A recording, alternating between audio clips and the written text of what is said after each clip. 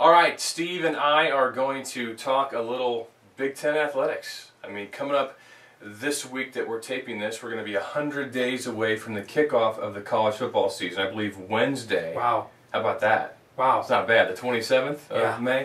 100 days away from kickoff of the college football season. Let's talk a little college football. Let's talk Big Ten football right now. Some topic du jour, I guess, from Big Ten athletics over the last few weeks. One of those topics is the Big Ten has dismissed everyone on their future Big Ten football game championship list. Cleveland, you're out. Detroit, thanks for coming. That's a good idea too, whatever you think about that. It's down to Chicago and Indianapolis for future football games. In my opinion, Chicago is only on the list because the Big Ten is headquartered and based out of the Chicago greater metro area. To me, it's indoors, it's Indy, and I will guarantee you that's what happens, and I think that is what should happen. I really don't understand why you can play every game outdoors all season long except your championship game. I understand it somewhat in the Super Bowl because you have that may give one team an unfair advantage. They're used to playing in that weather all season long. And it's not like a regular playoff game where you have sort of earned the home field advantage. So, you know, if a team out west has got to travel to a team out east in January, they get an unfair advantage. Well, they earn that over the course of the regular season. But here we're talking about two teams in the same conference, in the same region, that play in the same conditions all year round. And I don't understand what the big hullabaloo is about whether the game is played outdoors or not, John. I think the bigger concern is the poop-like field that Soldier Field becomes after about Halloween. You're right. It's horrible. So I don't think the problem so much is playing outdoors. It's that the field in Chicago at Soldier Field's rather poopy after about mid-November. And I think that's a bigger concern. But in terms of playing the games outdoors, I mean, what was so if you know, back in the day when it was Michigan, Ohio State every year, the Big Two, and if it was, you know, 20 degrees and 10 inches of snow on the ground, then I guess you don't play the game. You move the game. Which happened probably once every 20 years. You move the game to the Silverdome instead. I don't see what the big deal is. But see, here's the thing. And why eliminate Detroit, which that's the best stadium in the entire Big Ten, and they played Super Bowls there? It is. That doesn't make any sense to me. But okay.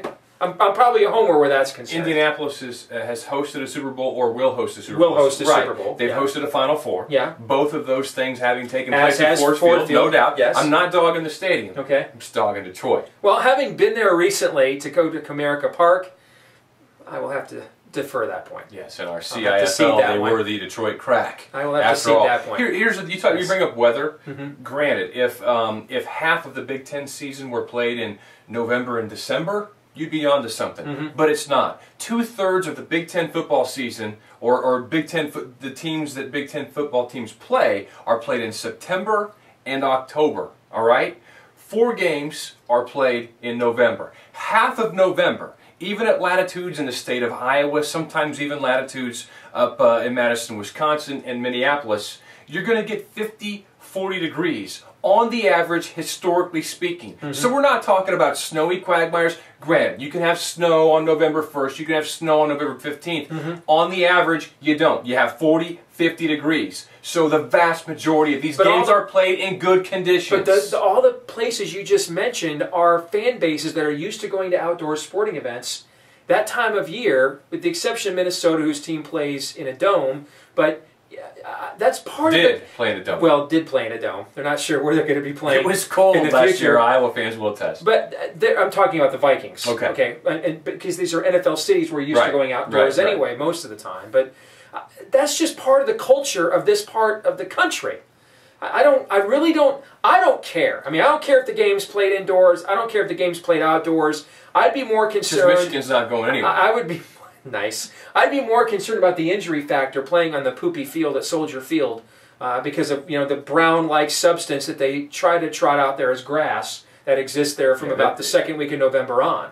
Other than that, though, I don't really have a strong inkling one way or the other. I just don't see what the big deal is.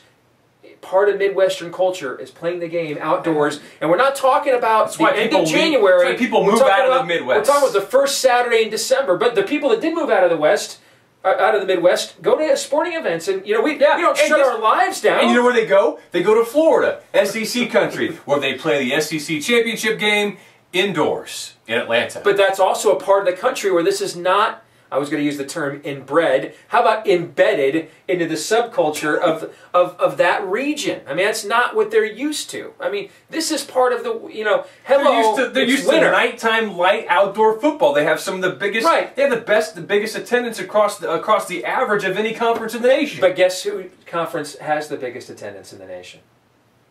The Big Ten. And guess who plays most of their games in good weather? The Big Ten does too. September and October. I really don't see what the Big Ten does. I don't want the elements to impact a game. Who's going to go play in the BCS championship? Why? The elements may have impacted a Big Ten game for the last few years that might have determined who was going to play in the BCS championship. Ohio State's played in a couple of those. A couple of years ago, they played a game at Michigan when Michigan still mattered. Lloyd Carr's last game. It was drizzly, cold. It was nasty, horrible playing conditions. I don't think Ohio State passed in the second half. And that game was for a chance to play in the BCS championship game. Should they have just moved it to the Silverdome instead? I don't get what the big hullabaloo is about this. Now, if you want to tell me from a fan's perspective, all right, now that's different then. To me, the Super Bowl is a week-long spectacle. I think that playing it consistently in cold weather places where the cities are relying on tourists to come all week long and not get killed by ice falling off the roof. Yeah, and patronize the local establishments. It's much easier to do when it's 60 degrees in Tampa, Florida, than when it's 6 degrees in Detroit, Minnesota, or Indianapolis. I get that. I don't see the Big Ten championship game, however, John, being a week-long spectacle like a Super Bowl. I don't think people are going to show up in Indianapolis to go to the Nordstrom's at the corner mall there by, the Lucas Oil Field on Tuesday and shop for the next 4 days. That's not what's going to happen.